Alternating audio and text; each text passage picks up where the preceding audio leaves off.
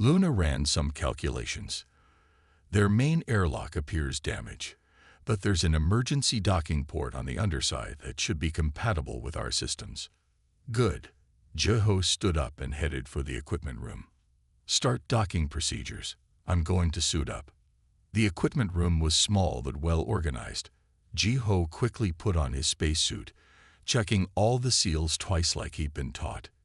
It was an older model, but he maintained it carefully. The helmet's heads-up display came to life as he put it on, showing him oxygen levels, suit integrity, and other important information. "Luna, what's the radiation level over there?" he asked as he worked. "Normal background levels only. No signs of reactor damage." She paused. "Captain, I'm detecting some unusual energy readings from the ship. They don't match any known technology in my database." Jeho froze for a moment. Unknown technology meant this might be a first contact situation. Humanity had met several alien species over the past century, but new encounters were still rare and could be dangerous. There were strict protocols about how to handle first contact, but protocols didn't help dying people. "Keep recording everything," he ordered. "If this is a new species, the data will be valuable. But right now, someone needs our help." The Star Runner's docking system worked perfectly, creating a secure seal with the strange ship's emergency port. Jeho felt the slight shudder as the connections locked into place. "Atmosphere in the connection tunnel is stable," Luna reported. "But be careful, Captain. The other ship's gravity systems are failing. You'll experience variable gravity once you're aboard." "Understood." Jeho checked his magnetic boots and the small tool kit attached to his belt. "Keep our engines ready for a quick departure, just in case. And Luna, thanks for backing me up on this." "Someone has to keep you alive, Captain," the AI replied with what sounded like affection in her voice. "Please be careful." Jeho walked through the airlock and into the connection tunnel. His boots clanked against the metal floor as he approached the other ship's door. It was beautiful up close, with swirling patterns etched into the metal that reminded him of waves on an ocean.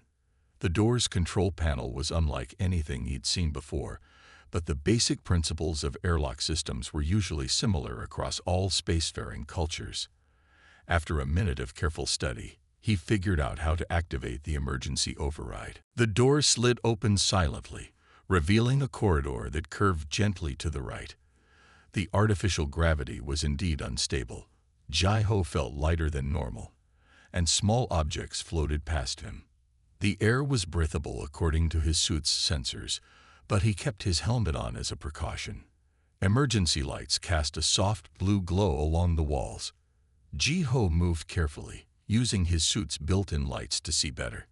The ship's interior design was as strange as its exterior, all smooth curves and flowing lines, with no sharp angles anywhere. The walls seemed to have a faint pattern that shifted and moved, but when he looked directly at it, it disappeared. "Luna, are you getting all this?" he asked quietly. "Yes, Captain.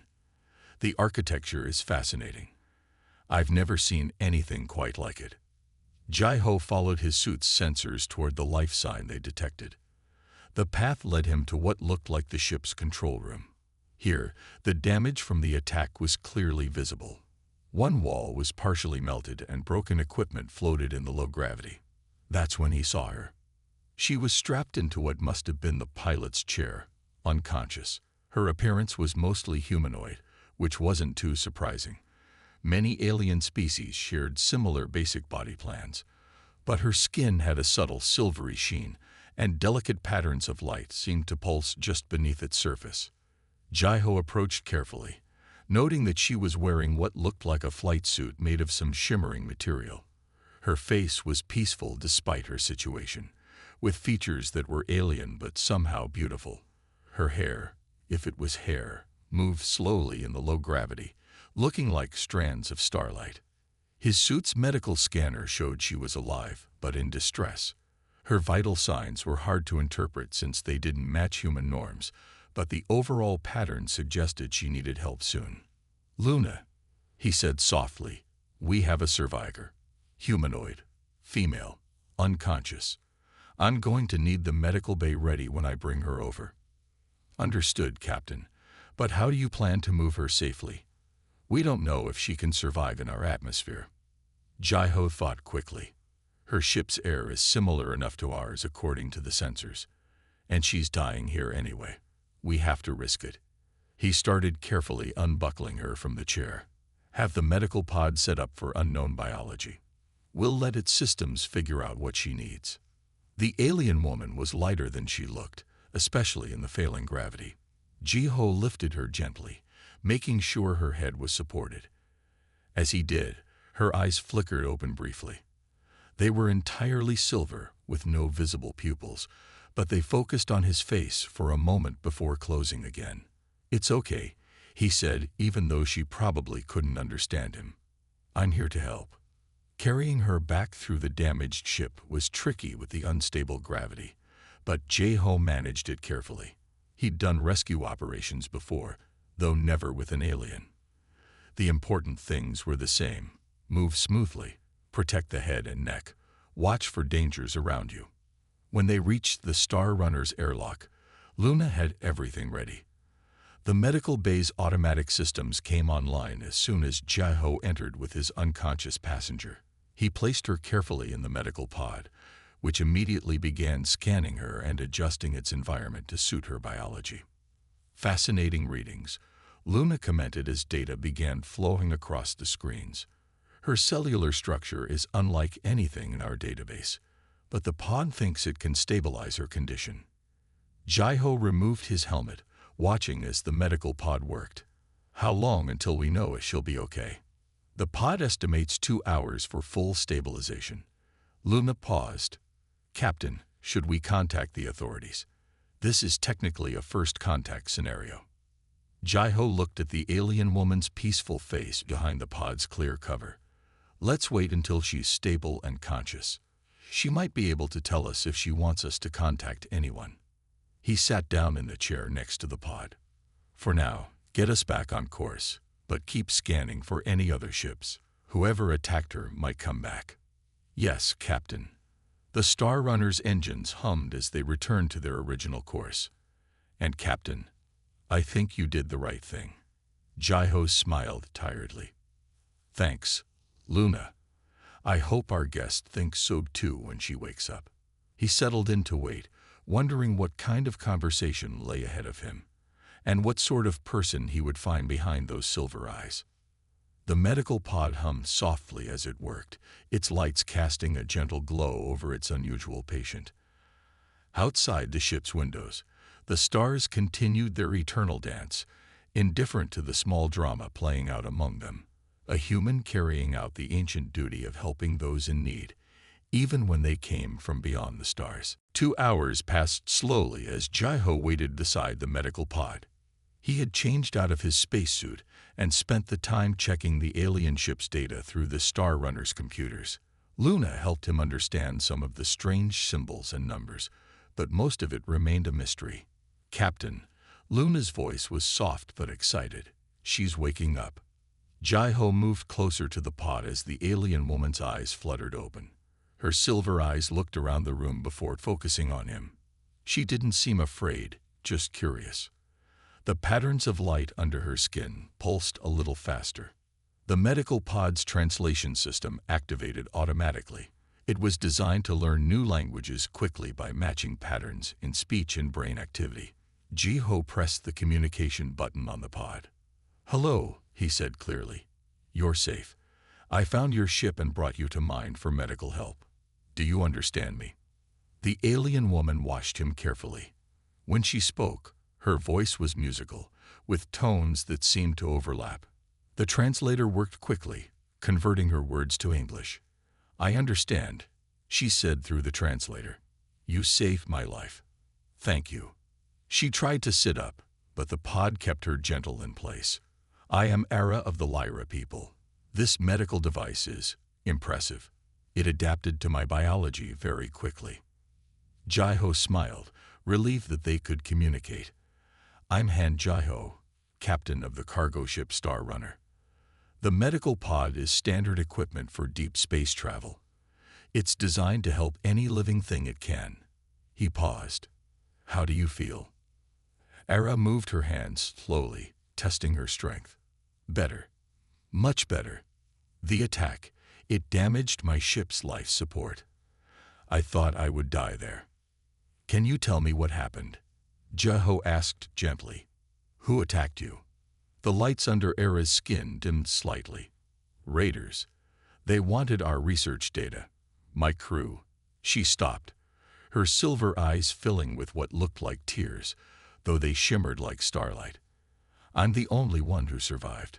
I managed to send the others to the escape pods, but the raiders destroyed them all. Jeho felt anger rise in his chest. Space raiders were the worst kind of criminals, attacking peaceful ships and killing innocent people. I'm so sorry, he said. We can contact your people. Let them know you're safe. Era shook her head slightly. Not yet. The raiders might be monitoring official channels. They're still looking for the data. She looked directly at Jeho. You took a great risk helping me. Most humans would have ignored the distress signal. Why do you say that? Jeho asked, surprised. My people, we don't have much contact with humans. We think of them as... She seemed to search for the right words. Unpredictable. Dangerous, sometimes. But you proved that wrong. The medical pod beeped softly, running another scan. Luna's voice came through the speakers. Captain, her vital signs are stable now. She can leave the pod if she wishes. Jeho pressed the button to open the pod. Can you stand? He asked, offering his hand to Era. She took it carefully, her skin feeling warm and slightly textured, like fine silk. As she stood, Jeho noticed she was about his height. Her flight suit shimmered in the light, seeming to change colors as she moved. Your ship feels peaceful, Era said, looking around the medical bay. Different from what I expected of human technology, less aggressive. Jeho laughed softly. The Star Runner is a cargo ship. We carry supplies to colonies that need them. Nothing aggressive about that. He gestured toward the door. Would you like to see the rest of the ship? And maybe get something to eat? Era nodded, following him out of the medical bay. Her movements were graceful, even though she had just recovered. Jeho led her to the ship's small dining area, where the service robot had already prepared some food. Luna, our ship's AI, asked the medical pod about what food would be safe for you. Jeho explained as they sat down. These should be compatible with your biology. Era looked at the food with interest. There were fruits, some synthetically grown proteins, and clear drinks that contained balanced nutrients. You have an eye, she asked, carefully picking up what looked like a blue apple. We don't use those. We believe machines shouldn't try to think like living beings. Luna is more than just a machine, Jeho said. She's been my friend and partner for 5 years now. I trust her with my life. Thank you, Captain. Luna's voice came from the speakers, sounding pleased. And welcome, Era of the Lyra. I hope you find our hospitality acceptable. Era's skin patterns flickered with surprise. The AI shows emotion. Fascinating. She took a small bite of the fruit, her silver eyes widening. This is good. Different from our food, but good. They ate quietly for a few minutes.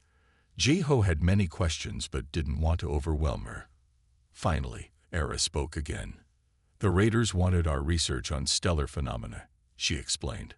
My people can sense things about stars that others can't. The patterns of light under our skin respond to stellar energy. We were studying an unusual pulsar when they attacked. Is that why your ship's design is so different? Jeho asked. All those flowing lines and patterns. Era nodded. Our technology is based on our understanding of stellar energy flows. We don't use the same power sources as humans. Our ships are grown, not built. She looked sad. The ship you found me in. She was alive, in her way. Now she's dying. Jeho thought about the beautiful ship slowly spinning in space. Maybe we can save her. I have some repair equipment. No, Era said softly. Her core was too badly damaged in the attack. But she hesitated. There is something we need to do. The research data the raiders wanted. I hid it in the ship's secondary systems. We should retrieve it before they come back. Jaiho sat up straighter. You think they'll return? They'll track the ship's energy signature. We probably have a few hours at most. Era's skin patterns pulsed faster. The data is important. It could help us understand a new type of stellar evolution, if the raiders sell it to the wrong people. Say no more, Jaiho said firmly. Luna, can we dock with Era's ship again? Yes, Captain. Same position as before. But I should warn you that I'm detecting some energy fluctuations from the vessel. Its systems are becoming unstable. Jaiho stood up. Then we'll have to work fast. Era, are you strong enough to go back over there? She stood as well, her movements determined. Yes. The data storage unit is small. We just need to reach the backup computer core. She looked at Jaiho with those striking silver eyes. But it's dangerous. The ship's gravity is failing completely. And if the raiders return? I've handled dangerous situations before, Jaiho said with a confident smile. Luna, set course back to Era's ship, and keep scanning for any other vessels. As they headed to the equipment room to suit up, Jaiho noticed Ara watching him with curiosity. What is it? He asked. You're not what I expected, she said. When my people talk about humans, they describe them as primitive, focused only on weapons and territory. But you help strangers. You talk to AIs like they're people. You respect other forms of life. Jaiho handed her a spacesuit that the medical pod had adjusted to fit her properly. Maybe your people need to meet more humans, he said. We're not all bad. Most of us just want to live in peace and help others when we can. Era took the suit, her fingers brushing against his. The contact sent a tiny spark of static electricity between them, making both jump slightly. Maybe you're right, she said softly. They suited up quickly, checking each other's seals. Jaiho noticed that Era's skin patterns were visible even through the suit, creating beautiful swirls of light that moved with her. She caught him looking, and what seemed like a slight blush colored her silvery skin. The patterns show our emotions sometimes, she explained. Right now, I'm nervous about going back, but also grateful. And she paused, something else I don't have words for yet. Before Jaiho could respond, Luna's voice came through their helmet speakers. Captain, we're in position to dock. But please hurry. The other ship's power core is showing signs of cascade failure. You'll have 30 minutes at most. Understood, Jaiho said. He looked at Ara. Ready? She nodded, her silver eyes determined behind her helmet visor. Ready. And Jaiho, thank you for everything.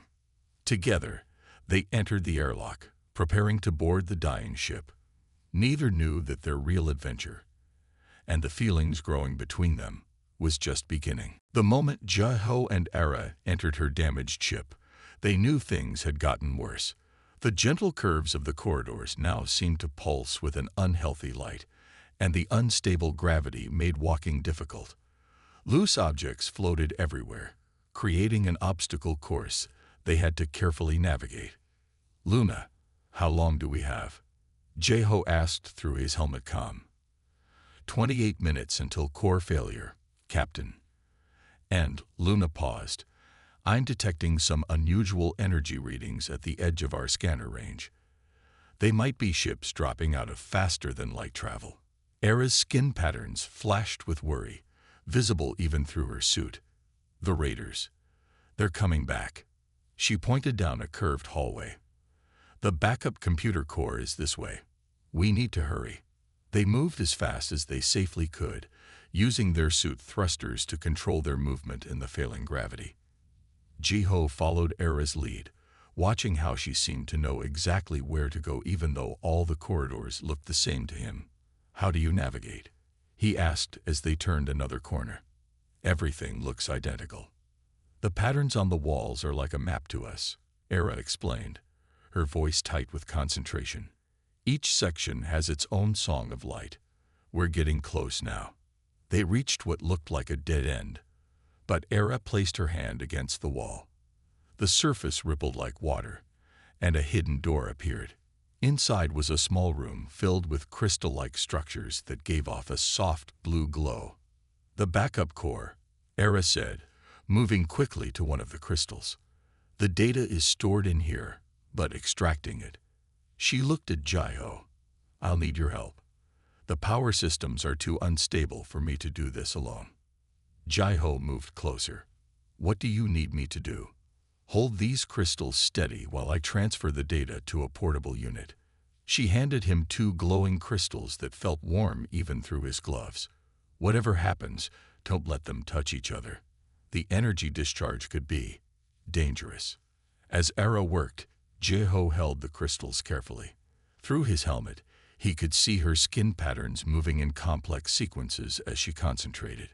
Her fingers danced over the crystal surfaces, and streams of light flowed between them. Luna, Jaiho called. Status update. 20 minutes until core failure. And Captain, 3 ships just appeared on long-range scanners. Their energy signatures match Era's description of the raiders.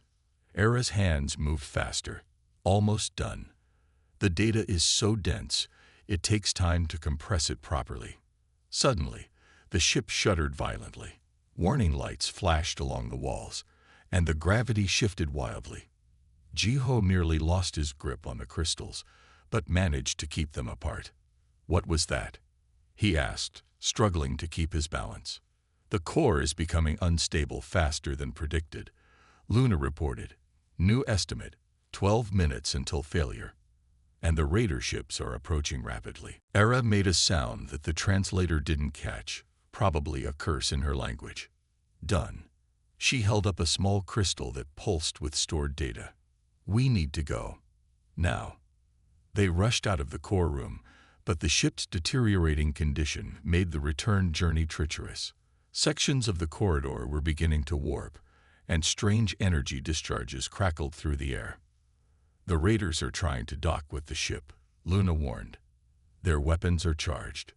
Jaiho thought quickly. Luna, start the Star Runner's engines. As soon as we're back aboard, we'll need to leave fast. He looked at Era. Is there another way back to the docking port? Era's patterns shifted as she considered. Yes, through the maintenance tunnels. They're smaller, but they should still be stable. She moved to another wall, revealing another hidden door. This way. The maintenance tunnel was narrow, forcing them to move in single file. They could hear the ship groaning around them as its structure continued to fail. Jaiho kept close behind Era, watching her suit's light patterns guide them through the darkness. They were halfway to the docking port when Luna's voice came through urgently. Captain, the raiders have breached the ship's outer hull. They're boarding. Just then, they heard voices echoing through the ship's corridors, rough voices speaking a language Jaiho didn't recognize. Era's patterns flickered with fear. They're between us and the docking port, she whispered. The translator caught some of what they're saying. They know the data wasn't destroyed. They're looking for it. Jaiho reached for his laser pistol, then stopped. In a dying ship with unstable energy fields, energy weapons could be more dangerous to the user than the target. Instead, he pulled out a small tool from his belt. Luna, he said quietly, can you access any of this ship's remaining systems? Minimal access, Captain. Life support and gravity control are still partially online. A plan formed in Jaiho's mind. Aura, if we disrupt the gravity plating in the main corridor, would it affect the maintenance tunnels? Era's eyes widened as she understood. No, these tunnels have independent systems. You want to? Jaiho nodded. Luna, on my mark, shut down gravity in the main corridor. Then give me full power to my suit's magnetic boots. He looked at Era. Ready? She gripped his arm. Ready. But be careful. When this ship dies, it will release a lot of energy. We'll need to be far away.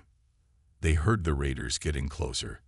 Jaiho waited until the voices were almost directly above them, then gave the signal. Now, Luna.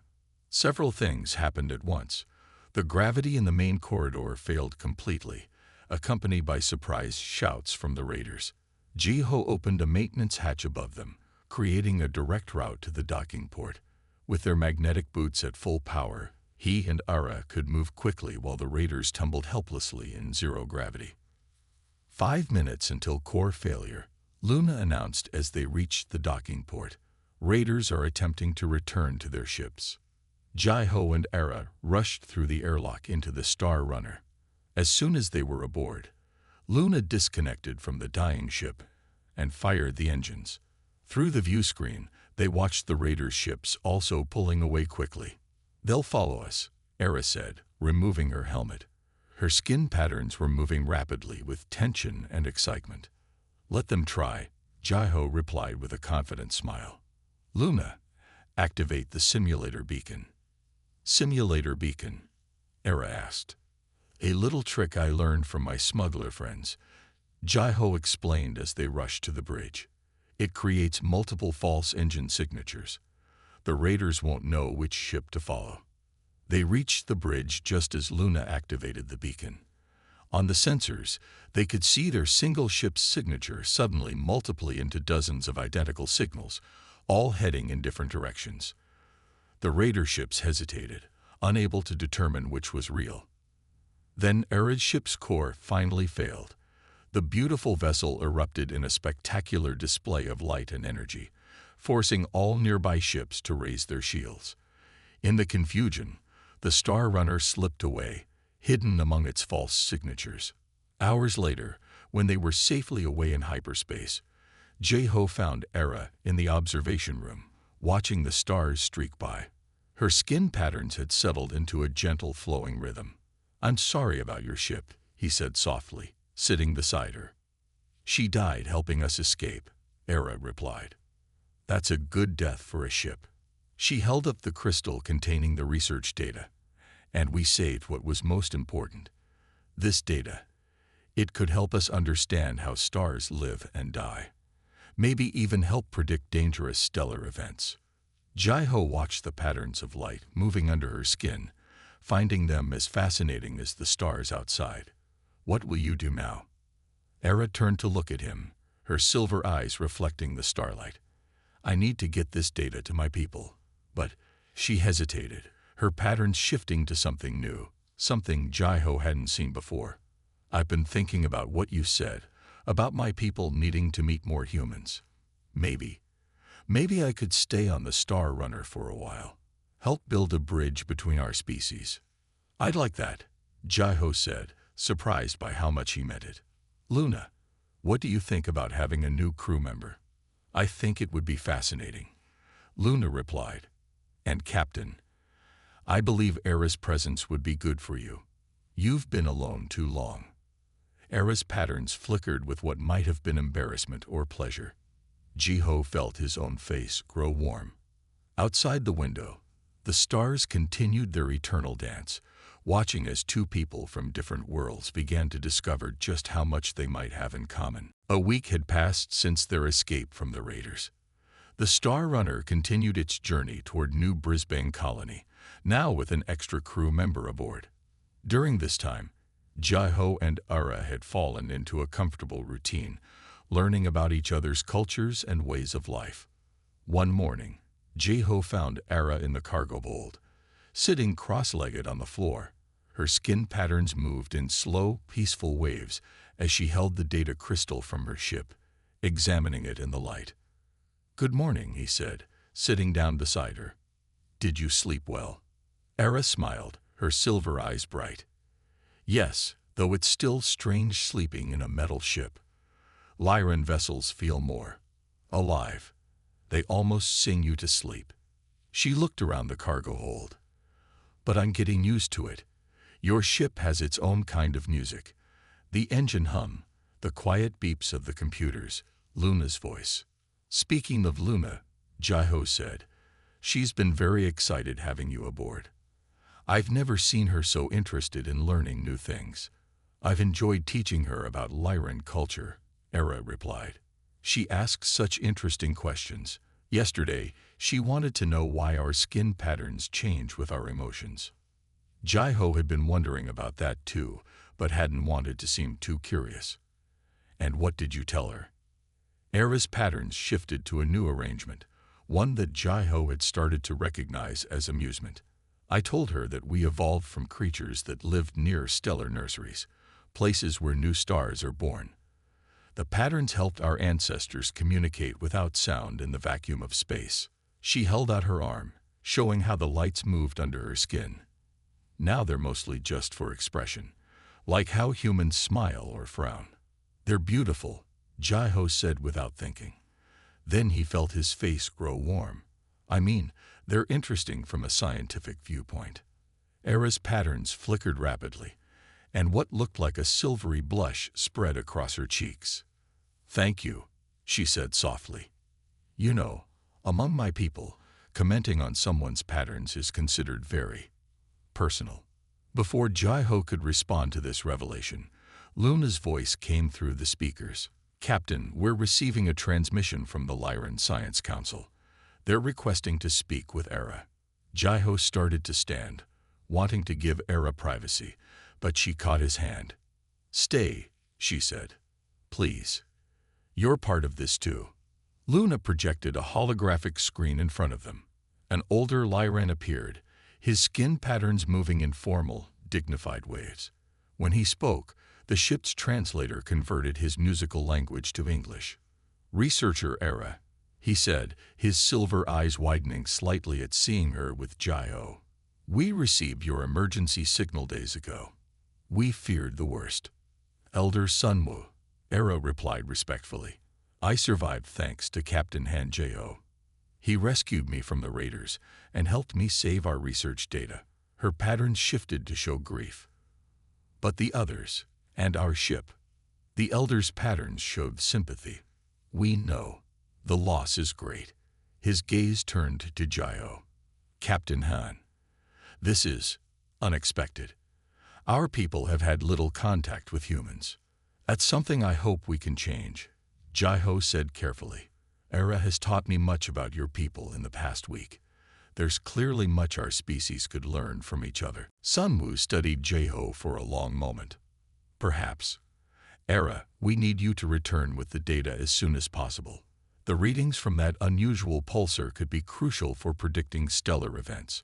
I'm sending coordinates for a rendezvous with a Lyran science vessel. Jai-Ho felt his heart sink. He had known this was coming, but still, the thought of Era leaving made the Star Runner feel empty already. But Era's next words surprised both him and the Elder.